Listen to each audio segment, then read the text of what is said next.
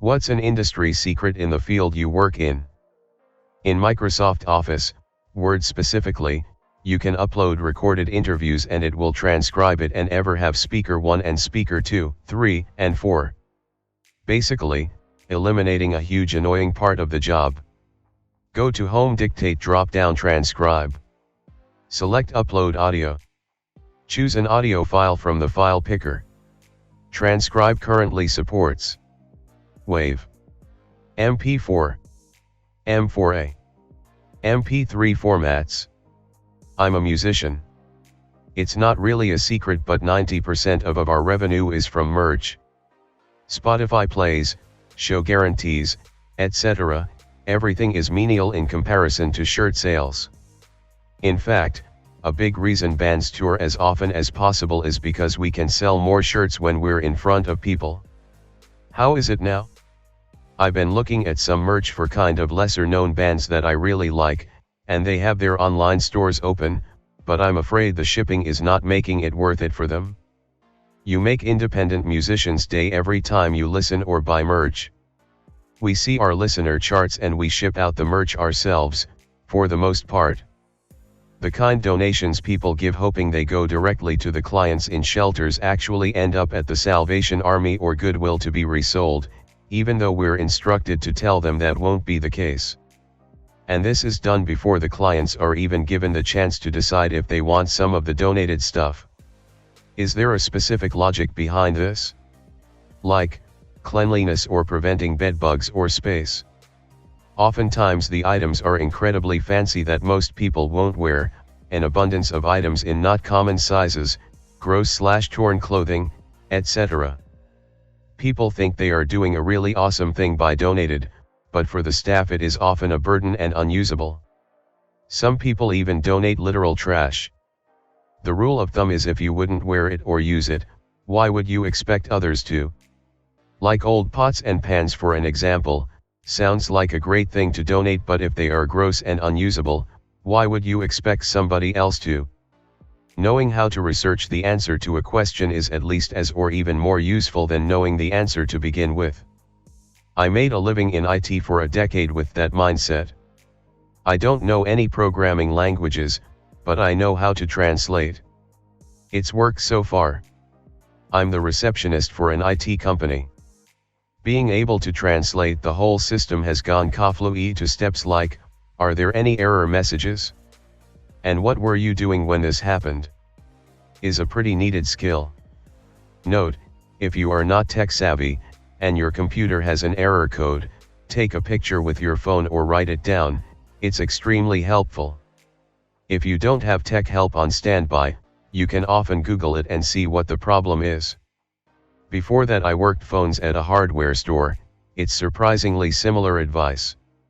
Take pictures, especially any codes on hardware pieces. As a former TSA worker, airport security is a lot of theater. TSA is constantly failing plainclothes inspections. I worked with a guy who got fired because someone showed him an ID with a picture of Mickey Mouse on it and he let the person through because he wasn't paying attention. Color me completely unsurprised. Scientists, we disagree with one another a lot more often than the media would often lead you to believe. The reason we're good at our jobs though is that, ideally, we like disagreeing with each other and we are able to move on when proven wrong. It's a part of the job. Former industry, commercial radio. It's never caller 5. It's the caller who sounds best on air. I won something on the radio once. The lady DJ called me back on a few minutes. She forgot to record the call. She told me to act excited. It was hilarious. She blamed it on being pregnant, said she had lost her mind. I won Rolling Stones tickets once. The concert had been sold out for months. Winning tickets was supposed to be a big deal. They didn't like my phone recording, so they asked me to come in and they would give me an entire prize package on the air.